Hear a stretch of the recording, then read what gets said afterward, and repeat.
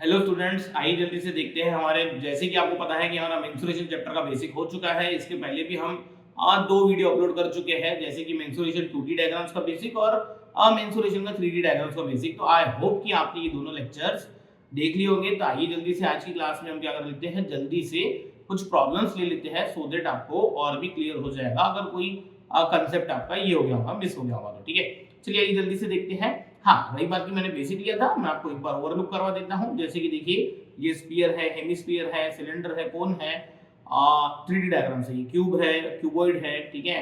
Trapezium लिया था हमने, ट्रायंगल लिया था, ट्रायंगल यानी तीनों ट्रायंगल्स है वो, ठीक है, तीनों ट्रायंगल्स है वो, ठीक है। अच्छा, ट्रायंगल के पहले भी कुछ था क्या? नहीं, तो बेटा ये तो 8 नंबर है, 8 के पहले इधर 6 आ रहा है, तो 7 कौन है? हाँ, 7 सेमी सर्कल। हाँ, आई होप देखिए ये सब हमने देखा था। मैं बता दूं एक बार, पैरेललोग्राम है, राइट एंगल ट्रायंगल है, रोम्बस है, स्क्वायर है, रेक्टेंगल है, ये सब आपके पास लिखा हुआ है। अदरवाइज ये पीडीएफ भी हम अपलोड कर देंगे, मैंने आपको बताया था। तो आइए जल्दी से कुछ क्वेश्चंस ले लेते हैं आज की क्लास में, थोड़ा सा जल्दी से। देखिए, जैसे क्वेश्चन नंबर 1 क्या है question? Find the sum of maximum area of two semi circles inscribed in a square having perimeter 56 centimetre. बेटा बहुत ही बढ़िया क्वेश्चन है, बहुत ही इंपॉर्टेंट क्वेश्चन है। एक काम करते हैं बेटा, हम क्या कर देते हैं, इस क्वेश्चन को ओ सॉरी, हाँ, एक मिनट। तो बेटा ये स्क्वायर निकाल ही लेता हूं मैं। क्या बोलना है इनका कि एक स्क्वायर ले लीजिए, ठीक है। अभी देखिए ये स्क्वायर, अब हमारा स्क्वायर बनना चाहिए, ठीक है। ये स्क्वायर है हमारा, ठीक है, कोई दिक्कत नहीं है। क्या है इसके अंदर? क्या है बेटा? Maximum area of two semi circles inscribed in a square having perimeter 56। बेटा इस स्क्वायर का पेरीमीटर कितना दिया हुआ है हमें? 56। तो बेटा मुझे बताइए पेरीमीटर स्क्वायर का होता कितना है? बेटा वो होता है 4 into a, where a is the side of square। अच्छा, तो बेटा इसका मतलब उन्होंने हमें 4a equal to 56 दिया हुआ है, तो बेटा a equal to ये 4 उधर डिवाइड हो जाएगा, तो 56 डिवाइडेड बाय 4 यानी कि हो जाएगा 14, यानी कि हमारा a की वैल्यू हो गई 14, यानी कि बेटा a equal to 14, यानी कि ये जो स्क्वायर है उसकी एक साइड कितनी है बेटा? 14। अच्छा, अब करना क्या है? Find the sum of maximum area, ठीक है, मैक्सिमम एरिया निकालनी है of two semi circles inscribed in a square, यानी स्क्वायर के अंदर। तो बेटा मैं एक काम कर लेता हूं, मैं ये एक सेमी सर्कल और ये दूसरा सेमी सर्कल, देखिए ये हमारा सर्कल इतना अच्छा दिख नहीं रहा है, मैं थोड़ा सा इसको ये कर देता हूँ, ठीक है। अभी इधर साइज भी हमें बहुत ज़्यादा दिख रही है, ठीक है, थोड़ा सा छोटा कर लेते हैं इसको। हाँ, नेक्स्ट आ जाइए जल्दी से, ठीक है। हाँ, इसको कर देते हैं हम। ये हमारा क्या है? दो सेमी सर्कल। तो बेटा ये दो सेमी सर्कल यानी कि जैसे कि मैं आपको बता दूं कि ये एक सेमी सर्कल, ये वाला डी और ये वाला डी एक सेमी सर्कल, ठीक है।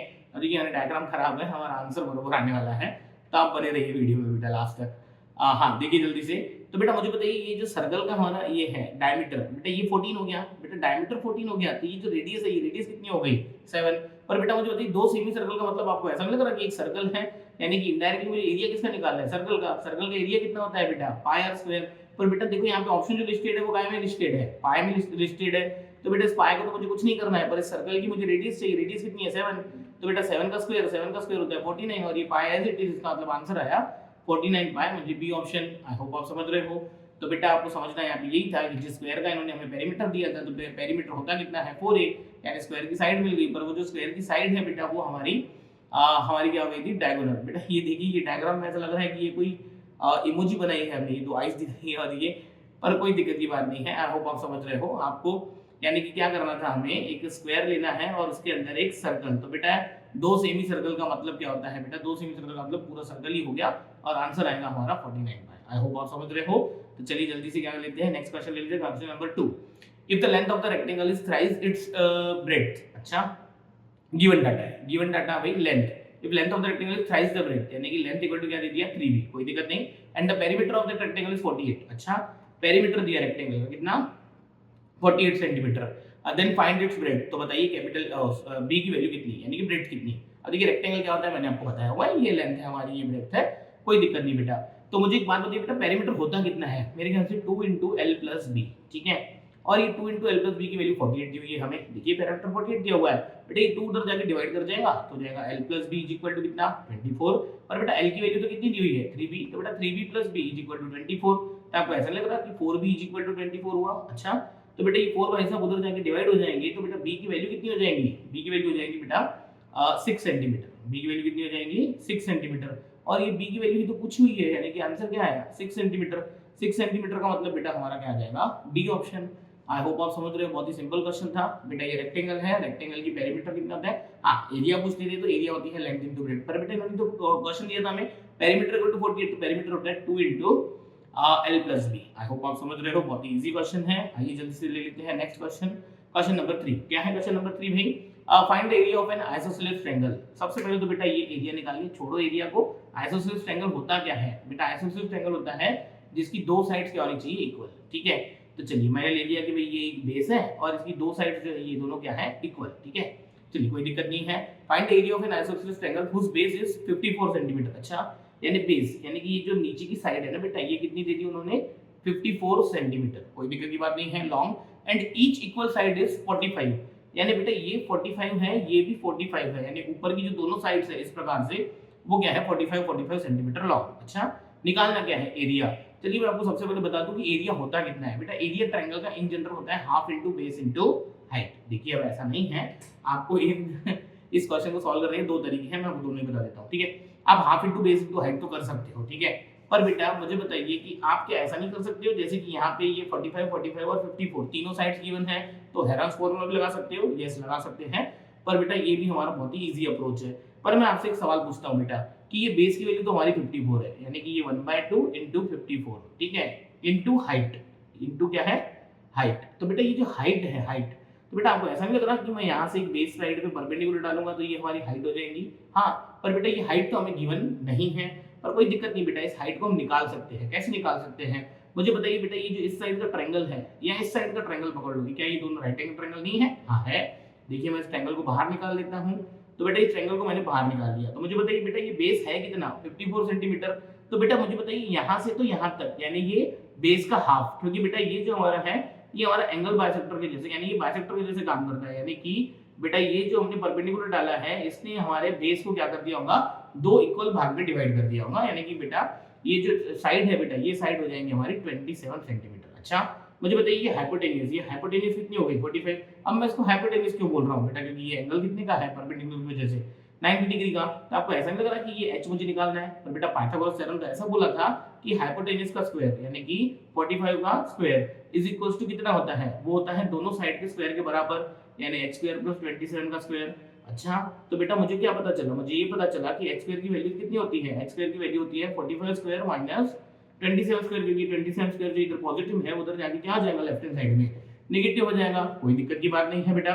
45 का स्क्वायर, अभी देखो 45 का स्क्वायर कितना होता है, मेरे ख्याल से 2025। अच्छा, 27 का स्क्वायर कितना होता है, मेरे ख्याल से 729। चलिए सब्ट्रैक्शन कर दीजिए, ये 29 25 में से गए तो ये हो गए 4 और ये 20 तो है और ये 7 है, तो ये हो जाएंगे कितने, 1300 के आसपास, 1296। ठीक है, 1296। पर बेटा ये तो h स्क्वायर की वैल्यू है, मुझे तो h की वैल्यू चाहिए थी, तो बेटा h की वैल्यू अगर इसका हम स्क्वायर रूट लेंगे तो वो आ जाएगा 36। ठीक है, चलिए कोई दिक्कत नहीं बेटा, ये h की वैल्यू आप यहाँ पे रख दीजिए। ठीक है, तो बेटा ये हाफ 54 इंटू हाफ कितना हो जाएगा, 27, और इंटू h कितना आया 36। अरे भाई इक्विलेटरल ट्रायंगल की हाइट, सॉरी इक्विलेटरल ट्रायंगल बोल रहा हूँ, आइसोसेलेस जिसकी दो साइड बराबर है, ठीक है, उसकी हाइट कितनी है 36। तो बेटा 36 इंटू 27, तो ये 36 इंटू 27 हमें क्या करना पड़ेगा, और वो मेरे ख्याल से हो जाएगा 972। कैसे पता बेटा, मुझे बताइए ये 7 है और ये 7 इंटू 6, ठीक है, तो 7 इंटू 6 कितना होता है 42, यानी कि लास्ट डिजिट क्या आएगा 2। मुझे बताइए यहाँ पे लास्ट डिजिट 2 है, नहीं, लास्ट डिजिट 2 है, नहीं, लास्ट डिजिट 2 है, हाँ, लास्ट डिजिट 2 है, नहीं। तो बेटा मैं समझ गया कि ऑप्शन क्या आएगा, सी ऑप्शन। कैसे पता, क्योंकि बेटा 27 और 36 का जो लास्ट डिजिट है 7 इंटू 6, उसका लास्ट डिजिट क्या आएगा 42 की वजह से 2। बेटा चारों ऑप्शन में आखिरी डिजिट 2 तो बेटा यहीं पे है। बेटा एप्टीट्यूड में हमें इन बातों का ध्यान रखना ही पड़ता है, ठीक है, यानी कि पूरा प्रोडक्ट कैलकुलेट करने की आवश्यकता नहीं थी। लास्ट डिजिट 2, लास्ट डिजिट 2 चारों ऑप्शन में सी नहीं था, यानी कि इस क्वेश्चन का आंसर जो आएगा वो क्या आएगा, सी ऑप्शन। चलिए जल्दी से दो और प्रॉब्लम ले लेते हैं, फिर बाकी प्रॉब्लम्स हम देंगे नेक्स्ट क्लास में। क्वेश्चंस है बेटा, यहाँ पे क्वेश्चंस मेंशन है, देखिए, ठीक है, और भी क्वेश्चंस मेंशन होंगे मेरे ख्याल से, हाँ मेंशन है, तो कोई दिक्कत की बात नहीं है। दो क्वेश्चन ले लेते हैं, क्योंकि हमें बहुत ज्यादा बड़ी वीडियो बनाने नहीं है बेटा, क्योंकि आप लोग देखते नहीं हो बड़ी वीडियोस, ठीक है। चलिए, the length and the breadth of the rectangle is in the ratio 4:7। कोई दिक्कत की बात नहीं है, लेंथ और ब्रेड्थ का रेशियो दे दिया उसने 4:7। बेटा देखिए ये रेशियो में मैंने बहुत बार समझाया हुआ है कि बेटा ये 4 और 7 तो क्या है, हमारे रेशियोस है। तो बेटा ये जो लेंथ है वो लेंथ हमारी 4 नहीं होगी, लेंथ हमारी हो जाएंगी बेटा 4 इक्वल पार्ट्स, ठीक है, यानी कि 4p। अच्छा बेटा ये ब्रेड्थ रिप्रेजेंट कौन कर रहा है रेशियो में, 7। बेटा ये 7 नहीं है, 7 इक्वल पार्ट्स है, ठीक है। जैसे कि हर बार मैं क्वांटिटेटिव में आपको बताता हूँ बेटा, कि जैसे मुझे मिल्क और वाटर का रेशियो 3:2 दिया हुआ है, ठीक है, और टोटल क्वांटिटी मिक्सचर की दी थी उन्होंने हमें 500 लीटर। तो बेटा 3 हिस्से और 2 हिस्से कितने होते हैं? 5 हिस्से, और 5 हिस्सों को मैं इक्वेट करूं 500 लीटर से, तो एक हिस्सा कितने का हुआ? 100 लीटर का। अब 1 equal part is of 100 litre, then 3 part is of 300 litre, 2 part is of 200 litre. यानी ओरिजिनल क्वांटिटी तो वहां पे जो थी वो 300 लीटर मिल्क, 200 लीटर पानी, यानी कि इसका रेशियो क्या हुआ? 3:2। तो बेटा रेशियो की टर्म्स तो क्या थी? 3:2, पर बेटा 300 और 200 क्या था? Original quantity. तो बेटा ये जो मैं बार-बार आपको बोल रहा हूं कि मिल्क और वाटर का रेशियो होता है 3:2, पर ओरिजिनल क्वांटिटी जो थी वो तो कितनी थी? 300 और 200। तो बेटा आपको ये नहीं लग रहा कि 300 हमारा क्या है? 3 into 100। भाई ये 100 क्या है? 1 पार्ट की वैल्यू। तो मैं वही तो बोल रहा हूँ बेटा, 4:7 में 4 तो हमारा रेशियो का टर्म है, ठीक है। ओरिजिनल क्वांटिटी तो होगी बेटा 4 इक्वल पार्ट्स, ठीक है। और ब्रेड किसको रिप्रेजेंट कर रहा है? ब्रेड को रिप्रेजेंट कौन कर रहा है? 7। तो बेटा ओरिजिनली तो वो क्या होगा? 7 इक्वल पार्ट्स। कोई दिक्कत की बात नहीं है। लेंथ और ब्रेड का रेशियो दिया हुआ है। इफ द पेरीमीटर इज 88, कोई दिक्कत नहीं। रेक्टेंगल का पेरीमीटर कितना दिया हुआ है? 88। पर रेक्टेंगल का पेरीमीटर होता कितना है भाई? 2l plus b is equal to कितना? 88। कोई दिक्कत नहीं। बोला क्या है इन्होंने निकालने के लिए? Find the area of rectangle, यानी एरिया ऑफ रेक्टेंगल निकालो। मेरे ख्याल से वो होता है l into b, ठीक है। कोई दिक्कत की बात नहीं, थोड़ा सा वेट कीजिए और देखिए इधर। तो बेटा मैं बोलता हूं कि ये 2 उधर डिवाइड कर जाएगा तो ये हो जाएगा 44। कोई दिक्कत बात नहीं है, ठीक है। l कितना बेटा? 4 इक्वल पार्ट्स। ब्रेड कितना? 7 इक्वल पार्ट्स। बेटा 4p plus 7p कितना? 11p। 11p is equal to 44। तो बेटा p is equals to कितना? p is equals to 4। बेटा अब p equal to 4 हो गया तो बेटा मुझे एक बात बताइए, ये जो हमारा l है, ठीक है, यहाँ पे मैं यहाँ पे कर लेता हूँ, ठीक है। l क्या है बेटा? 4 इक्वल पार्ट्स, यानी कि 4 into p। तो बेटा p की वैल्यू कितनी आई? 4 आई। तो बेटा 4 into 4 कितना? 16। लेंथ 16 हो गई। ब्रेड 7 इक्वल पार्ट्स, तो बेटा 7 इक्वल पार्ट्स यानी 7 into p। तो 7 into 4 यानी कितनी? 28। तो बेटा मुझे तो क्या निकालनी थी? एरिया। ये लीजिए बेटा, लेंथ कितनी? 16, ब्रेड कितनी? 28। अब 28 into 16 कितना? तो बेटा 8 into 6 48, 48 आखिरी डिजिट 8, ठीक है। आखिरी डिजिट 8, तो बेटा इसका ही है, गारंटी है इसका आंसर आएगा 448। कोई कैलकुलेशन करने की आवश्यकता ही नहीं है, क्योंकि बेटा 8 6 का कितना होता है? 48, यानी कि आखिरी डिजिट इसका आएगा 8, और आखिरी डिजिट 8 बेटा इसका भी नहीं है, इसका भी नहीं है, सिर्फ इसी ऑप्शन का है, यानी गारंटीड इस क्वेश्चन का आंसर क्या आएगा? C option. आई होप आप समझ रहे हो बेटा, ठीक है, कोई दिक्कत की बात नहीं है। आइए जल्दी से एक और क्वेश्चन ले लेते हैं, हमें ज्यादा कोई टाइम पास करना नहीं है। नेक्स्ट क्लास में क्वेश्चन नंबर 6 से आगे के ले लेंगे, ठीक है। हाँ, if diagonal of a rhombus are 12 centimetre and 16 centimetre, okay. अब डायगोनल रोम्बस की, रोम्बस क्या होता है बेटा? रोम्बस भी स्क्वायर के समान ही होता है, पर स्क्वायर में दो प्रॉपर्टीज होती है कि स्क्वायर की चारों साइड इक्वल होने के साथ साथ उसके चारों एंगल्स भी 90 डिग्री के होते हैं। पर बेटा रोम्बस में ऐसा नहीं होता। रोम्बस की चारों साइड्स इक्वल तो होती है, पर रोम्बस के चारों एंगल 90 डिग्री होते नहीं है। आई होप आप समझते हो, ठीक है। यानी चारों साइड्स तो हमारी क्या है? ए, ठीक है, कोई दिक्कत नहीं। इन्होंने क्या दिया? If diagonal of rhombus are 12 and 16, तो बेटा मैं समझता हूं कि ये थोड़ी जो डायगोनल है ये थोड़ी बड़ी लग रही है, तो ये डायगोनल मैं ले लेता हूं 16 सेंटीमीटर। ये डायगोनल देखो थोड़ी सी छोटी दिख रही है, तो इस डायगोनल की लेंथ कितनी हो जाएगी? 12 की 1 है, ठीक है। Then what is the perimeter of rhombus, ठीक है। कोई दिक्कत की बात नहीं है, मैंने आपको बताया था रोम्बस में always d1 is greater than d2, यानी एक डायगोनल बड़ी होगी, एक डायगोनल छोटी होगी, तो कोई दिक्कत की बात नहीं है। पर बेटा मैंने आपको रोम्बस में एक बहुत ही अच्छी प्रॉपर्टी बताई थी, ठीक है, वो मैं आपको फिर से रिवाइज करवाता हूं, और क्यों करवा रहा हूं रिवाइज वो भी सुन लीजिए। बेटा मुझे बताइए इन्होंने बोला क्या है? What is the perimeter in centimetre of a rhombus. मुझे बताइए बेटा पेरीमीटर होता कितना है? मैंने अभी भी आपको बोला कि सभी इस रोम्बस की सभी साइड्स क्या है? इक्वल है। बेटा रोम्बस पेरीमीटर यानी क्या? मैंने आपको बार-बार बताया था कि भाई मुझे किसी प्लॉट की तार फेंसिंग करनी है, तो मुझे कितनी लेंथ का तार लगेगा बेटा ये निकालने के लिए तो पेरीमीटर निकालना पड़ता है। तो बेटा मुझे इन चारों साइड्स की सम करनी पड़ेगी, तो बेटा वो चारों साइड की सम कितनी होती है? 4a। पर बेटा ये a तो इस रोम्बस की साइड है, तो ये साइड में निकालूं कैसे? ठीक है, अब मुझे बेटा ये 4 into a, पर a की वैल्यू तो नहीं पता, ठीक है, यानी मुझे a की वैल्यू लगेगी। कोई दिक्कत बात नहीं है, a की वैल्यू कैसे निकालना वो भी देखते हैं।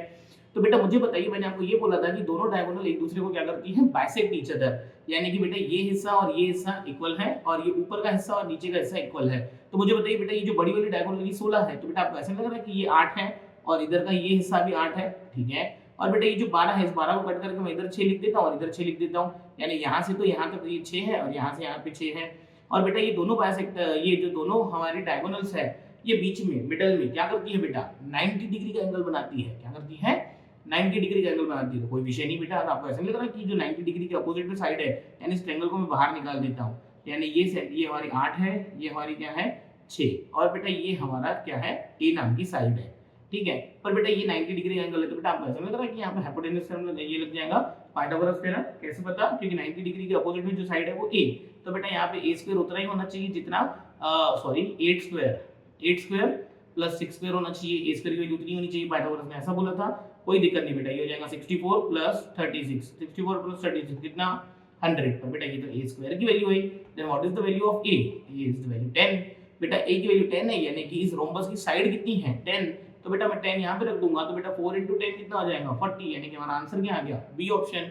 आई होप आप समझे होंगे बेटा, ये मैंने कैसे किया ये समझने के लिए, बेटा ये कैसे किया ये भी इंपॉर्टेंट नहीं था, क्यों किया ये इंपॉर्टेंट था, क्यों किया, क्योंकि बेटा हमारी जो डायगोनल्स है रोम्बस की दोनों क्या करती है बेटा एक दूसरे को बाइसेक्ट करती है, यानी कि बेटा वो जो 16 सेंटीमीटर की डायगोनल थी अगर वो बाइसेक्ट करती तो वो 8-8 की हो गई, और 12 सेंटीमीटर वाली डायगोनल 6-6 में क्या हो गई डिस्ट्रीब्यूट हो गई, और मुझे ये भी पता था कि ये दोनों क्या करती है बेटा बीच में 90 डिग्री का एंगल बनाती है बेटा, तो ये हाइपोटेन्यूज हो गई, यानी ये साइड जो निकाली थी मुझे रोम्बस की बेटा वो कैसे निकली पाइथागोरस थ्योरम से। आई होप कि आपको ये समझा होगा क्लास। फिलहाल मैं इस क्लास को यहीं स्टॉप करता हूँ, आगे की प्रॉब्लम समझेंगे नेक्स्ट क्लास में।